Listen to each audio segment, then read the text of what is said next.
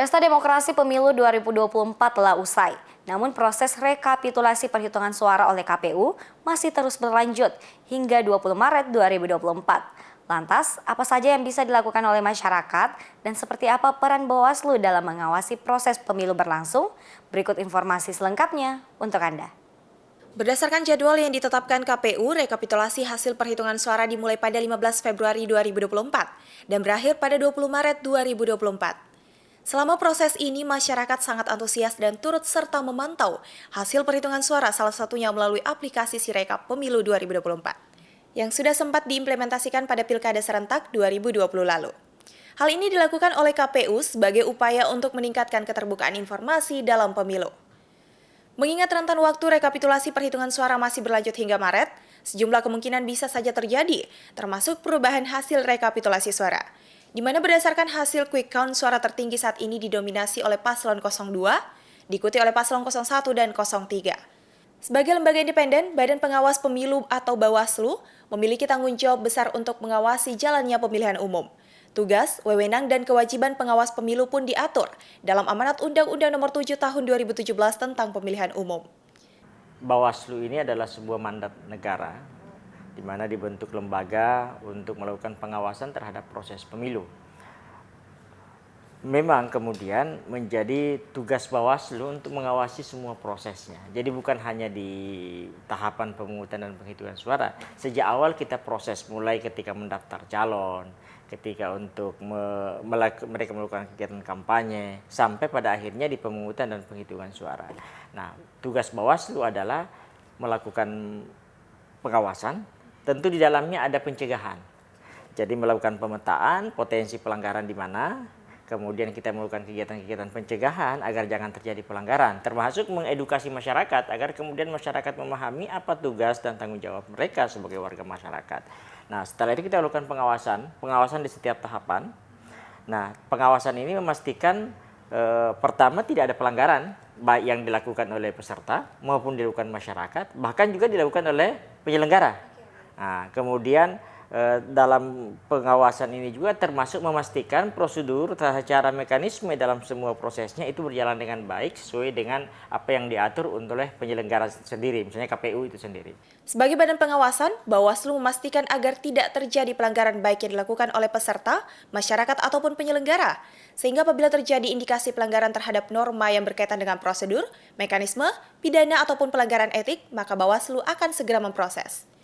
Apabila pelanggarannya berupa administrasi, adjudikasi, atau sengketa, maka akan diproses di Bawaslu.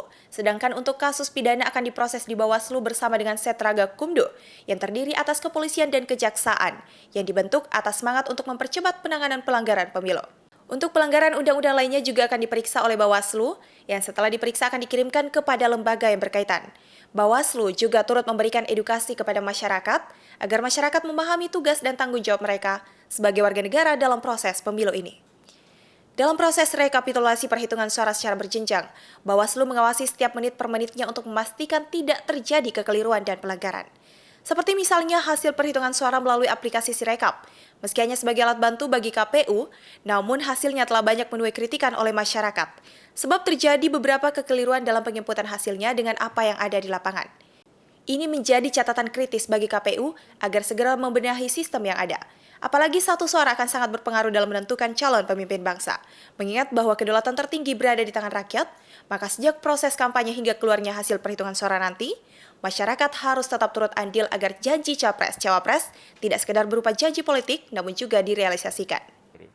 Nah, jika kemudian dalam pengawasan kita temukan indikasi pelanggaran terhadap norma, apakah berkaitan dengan prosedur, tata cara prosedur mekanisme, apakah berkaitan dengan ada kemungkinan pasal pidana yang dilanggar di undang-undang, atau pelanggaran yang sifatnya etik yang dilakukan oleh penyelenggara, baik KPU maupun Bawaslu dan jajarannya sampai ke bawah, kita akan proses. Termasuk pelanggaran yang kemungkinan dilakukan oleh masyarakat atau oleh peserta berkaitan dengan undang-undang lainnya, misalnya netralitas ASN dan seterusnya.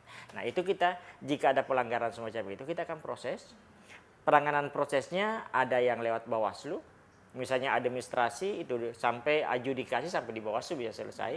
Kemudian sengketa di Bawaslu, kemudian apalagi terkait pelanggaran pidana diproses di Bawaslu bersama Sentra Gakumdu. Sentra Gakumdu ini ada polisi, ada kejaksaan. Sentra Gakumdu dibentuk, semangatnya adalah untuk mempercepat penanganan pelanggaran karena undang-undang pemilu ini kita bicara tentang undang-undang lex specialis, undang-undang yang juga sekaligus membutuhkan penanganan cepat karena ini berkaitan dengan tahapan. Nah, sehingga itu terkait pidananya. Nah, terkait dengan pelanggaran undang-undang lainnya ketika diproses di Bawaslu dikumpulkan data-data dan fakta-fakta terkait, kami akan serahkan kepada lembaga yang berkaitan dengan itu. Itu undang-undang lainnya. Misalnya netralitas ASN, ke ASN dan seterusnya. Kalau terkait etik, maka kami akan teruskan ke DKPP, Dewan Kehormatan Penyelenggara Pemilu untuk memastikan apa betul ada pelanggaran atau tidak. Saiful Jihad sebagai anggota Bawaslu juga memastikan bahwa Bawaslu tetap memegang salinan C hasil dari setiap TPS. Dan mereka akan terus mengawasi dan memastikan bahwa angka yang tertulis adalah benar, sebagaimana yang dimuat dalam C hasil tersebut. Dan apabila terjadi ketidaksinkronan, maka pihak Bawaslu tidak segan untuk meminta penghitungan ulang, karena salah satu tugas Bawaslu adalah memastikan hak konstitusi warga negara tersampaikan, dan apabila ada yang menghalangi, maka ia dapat dilaporkan. Usnani Putri Intan, Evans Ronaldo Linting, Unhas TV.